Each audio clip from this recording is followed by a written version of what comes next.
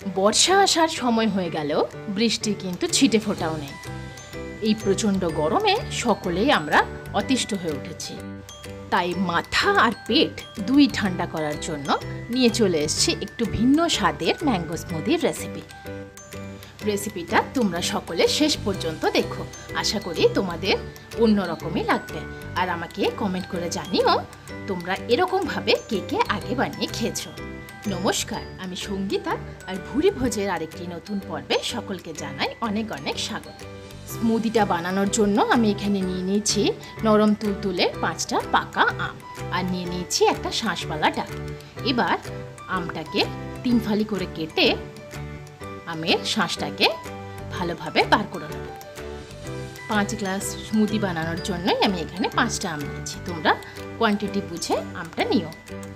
আমার মনে হয়েছে আমটাকে এইভাবে কেটে নিলে আমের শাঁসটা খুব ভালোভাবে বের করে নেওয়া যাবে, তাই আমি এইভাবে কাটলাম। তোমরা তোমাদের সুবিধা মতো কেটে নিতে পারো।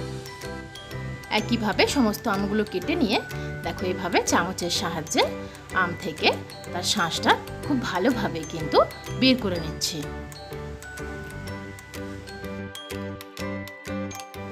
সব আমগুলো থেকে শাঁসটা বের করে নিয়েছি। আর ডাবের যে শাঁসটা ছিল সেটাকেও আমি এইভাবে টুকরো টুকরো করে কেটে নিয়েছি। কাজের সুবিধার জন্য তোমরা আরও ছোট টুকরো করেও কেটে নিতে পারো। আমার ডাবটার শাঁসটা বেশ একটু মোটা ছিল, তোমরা কিন্তু পাতলা শাঁসওয়ালা ডাবও নিতে পারো। এবার একটা মিক্সির জারের মধ্যে আমের শাঁসটা দিয়ে দিলাম, সাথে দিয়ে দিলাম ডাবের শাঁস। এবার দিয়ে দিচ্ছি 1 বাটি ঠান্ডা জল। যে বাটিটা মেপে আমি ডাবের শাঁসটা নিয়েছি দিলাম 1 মুঠো কাজু, অ্যাড করে দেব 2 চামচ মধু। আমি কিন্তু এটাতে কোনো প্রকার চিনি ব্যবহার করব না, তাই ডায়াবেটিসের পেশেন্টরা কিন্তু অনায়াসে এই স্মুদিটা খেতে পারবে।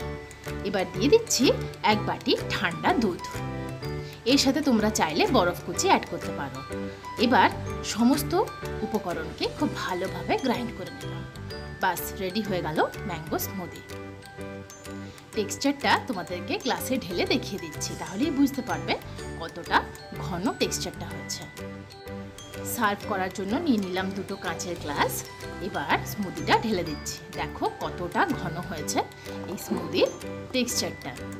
তোমরা যদি চাও একটু পাতলা করতে, সেক্ষেত্রে একটু দুধ বা জলের পরিমাণটা বাড়িয়ে নিতে পারো, কিন্তু এটা এইভাবে খেলেই বেশি ভালো লাগে খেতে। এবার ওপর থেকে 1 চামচ করে টক দই আর পুদিনা পাতা দিয়ে দিলাম গার্নিশিংয়ের জন্য। বাস রেডি হয়ে গেল ম্যাঙ্গো স্মুদি। যেহেতু এই স্মুদিটা বানানো হয়েছে বেশিরভাগই ঘরে থাকা জিনিস দিয়ে, তাই এই গরমে মন প্রাণ জুড়ানোর জন্য এটা কিন্তু মাঝে মাঝেই বানিয়ে খাওয়া যেতে পারে। তোমরা এইভাবে বাড়িতে ট্রাই করে দেখো, আর আমাকে কমেন্ট করে জানিও তোমাদের কেমন লাগলো। ভালো লাগলে লাইক আর শেয়ার করতে একদম ভুলো না। আর নতুন বন্ধুরা যারা এখনও আমার চ্যানেলটি সাবস্ক্রাইব করোনি, তারা প্লিজ চ্যানেলটি সাবস্ক্রাইব করে আমার পাশে থাকো। আর যারা ফেসবুক থেকে দেখছো তারা অবশ্যই আমাকে ফলো করে দিও, এরকমই নিত্য নতুন ভিডিওর আপডেট সবার প্রথমে পাওয়ার জন্য। আজ আসি, আবার আসবো একটা নতুন রেসিপি নিয়ে। ততক্ষণ পর্যন্ত সকলে